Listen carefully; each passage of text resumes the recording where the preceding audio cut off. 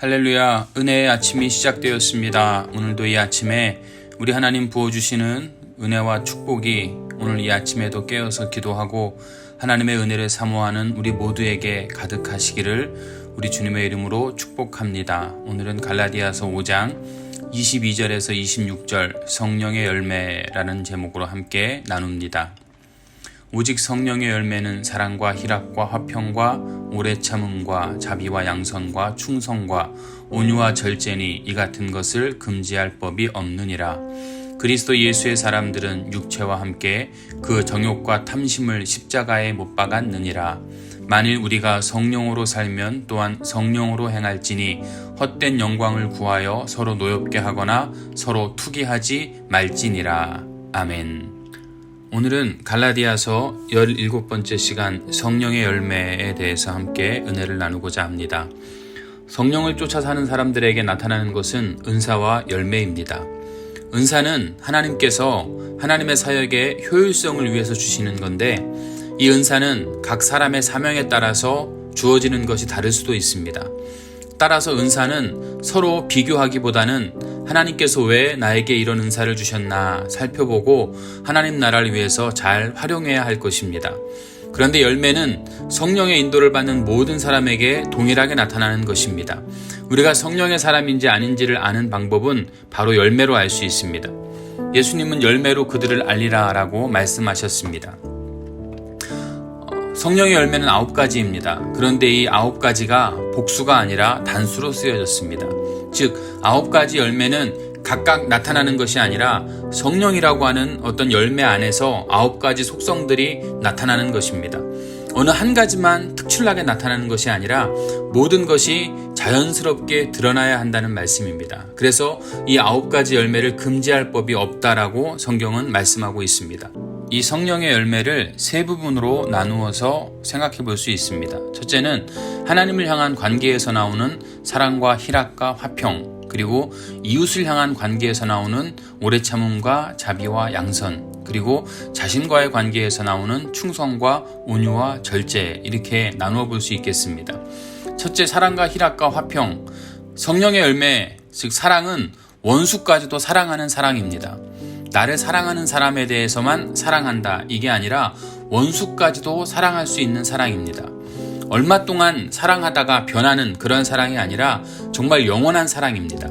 성경의 스데반 집사가 억울하게 돌에 맞아 죽으면서도 원수들을 위하여 기도할 때 주여 저희의 하는 일을 알지 못해서 그럽니다. 저들의 죄를 용서하여 주옵소서, 이렇게 기도하면서 그 얼굴이 천사와 같았다라고 합니다.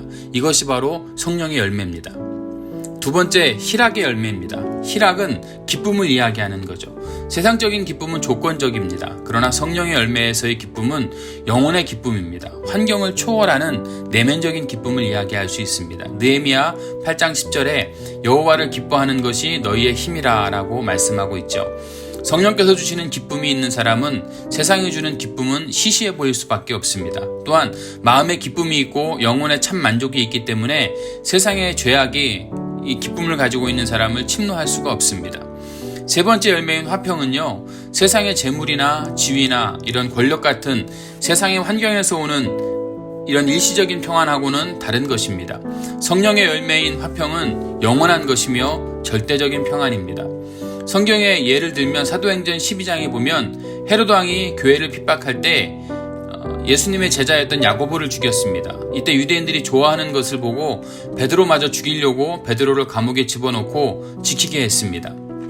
베드로는 그 다음 날이면 자신이 이제 죽게 되는 그런 형편이었음에도 불구하고 평안하게 잠을 잤다라고 이야기합니다. 천사가 베드로를 탈출시킬 때 깨웠다라고 이야기하죠. 죽음을 앞둔 사람에게서 이런 평안이 나올 수 없습니다. 성령이 내주하시는 사람은 베드로와 같이 평안함을 느낄 수 있다라고 말씀하고 있는 겁니다. 오래 참음이다라고 하는 건 우리를 억압하거나 핍박하는 자들에 대하여 인내하는 것을 이야기합니다. 예수님의 제자들 가운데 인내심이 부족한 사람들이 많이 있었습니다. 성령을 충만히 받지 못할 때 억울한 일을 당하면 참지 못하는 그런 제자들이 있었습니다. 예를 들면 베드로도 겟세마네 동산에서 기도하고 내려오시는 예수님을 잡으려고 온 사람의 귀를 잘랐던 사람입니다. 그때 예수님께서 이것까지 참으라 라고 하시면서 그 귀를 붙여주셨습니다. 이렇게 성격이 급한 베드로도 오순절 성령의 충만함을 받고 완전히 변해버렸습니다. 성경에서는 끝까지 견디는 자가 구원을 받을 것이다 라고 말씀하고 있기도 하고요. 성령의 충만함이 없이는 오래 참을 수가 없다라고 하는 거죠. 자비는 다른 사람을 대할 때 인자하고 친절한 태도를 말합니다. 성령의 사람은 다른 사람을 긍휼히 여길 줄 압니다. 예수님은 목자 없는 양같이 유리하는 백성들을 보면서 긍휼히 여겨주셨습니다. 그리고 양서는 착한 일을 이야기합니다. 그리스도인이 착한 일을 해야 구원받는 것은 아닙니다. 그러나 성령이 내주하는 사람은 착한 일을 하지 않을 수가 없습니다. 마태복음 25장에 보면 양과 염소의 비유를 말씀하고 계시는데요. 마지막 심판 때에 오른편의 선자들은 자신들이 선행했던 것을 기억하지 못합니다. 왜냐하면 그들은 착한 일을 일상생활처럼 해왔기 때문에 자기 생활의 일부였기 때문에 기억하지 못합니다. 성령의 열매인 양서는 이례적으로 일어나는 것이 아니라 지속적으로 계속해서 일어나야 하는 것입니다. 그리고 충성은 믿을만하다라는 말씀입니다. 성령의 열매로 나타나는 충성은 남이 알아주든 알아주지 않던 아니면 일이 크든지 일이 작든지 끝까지 자신의 사명을 묵묵히 감당해내는 것을 의미합니다. 충성스러운 자들에게는 하나님께서 더 큰 일로 갚아주셨습니다. 보디발의 집에서 일꾼으로 충성된 요셉은요, 애굽의 총리가 되었습니다. 충성된 다윗은 이스라엘의 왕이 되었습니다. 작은 일에 충성하면 하나님 반드시 큰 일을 맡겨주시는 것입니다. 온유는 화를 내지 않는 성격을 연상합니다. 아리스토텔레스는 인간은 누구나 화를 낼 줄 알지만 그러나 온유한 자는 정당한 때에 정당한 방법으로 정당한 사람에게 정당하게 화를 낸다, 이렇게 이야기하기도 했습니다.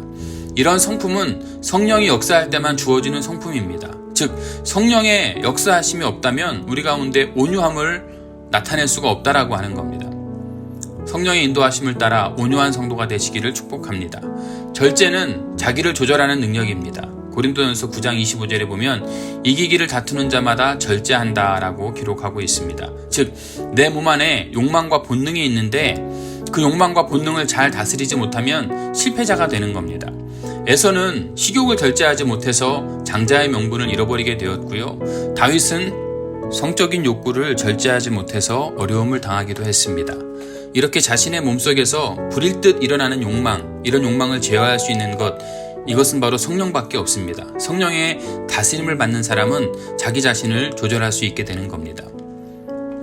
그리스도인에게 가장 위협적인 존재는 어떤 외부적인 환경이 아니라 내 육체와 내 안에 있는 정욕과 욕심입니다. 성령의 인도함을 받으면 육체의 소욕을 버리고 성령의 열매를 맺게 될 줄로 믿습니다. 여러분, 성령의 뜻에 복종하는 자만이 성령의 열매가 나타나게 되어 있습니다. 여러분, 오늘 이 아침에 말씀을 들을 때 여러분의 삶 가운데 아름다운 성령의 열매들이 주렁주렁 열리게 되시기를 주님의 이름으로 축복합니다. 우리가 함께 기도하기 원합니다. 오늘 주신 말씀 생각하면서 여러분의 삶 가운데 성령의 열매가 맺힐 수 있도록 기도하시기 원하고요. 우리 드림교회 부흥을 위해서, 그리고 드림교회 성전 이전을 위해서 하나님의 뜻을 구하면서 기도해 주시기를 원하고요. 코로나 바이러스가 해결되기 위해서 기도합니다. 강화된 MCO 성도들의 안전을 위해서 기도하고요. 예배를 위해서 기도합니다. 예배 인원이 스텝 기준으로 12명까지 된다고 하는데 우리가 조금 더 온라인으로 예배를 드려야 될 것 같습니다. 여러분, 온라인 예배를 위해서 기도해 주시고요. 하루속히 예배가 회복될 수 있도록 기도하시고, 담임 목사의 이런 여러 가지 삶의 걱정거리들을 위해서 여러분 기도하실 때 특별히 비자 문제를 위해서 여러분 많이 좀 기도해 주시기를 부탁을 드리겠고요. 아버지의 수술 후 회복 문제를 위해서도 여러분 기도해 주시고, 우리의 선교지 위해서 뜨겁게 기도하시고, 성도들의 가정을 위해서 중보하며 기도하시고요. 여러분 각자 기도 제목을 가지고 뜨겁게 기도합니다.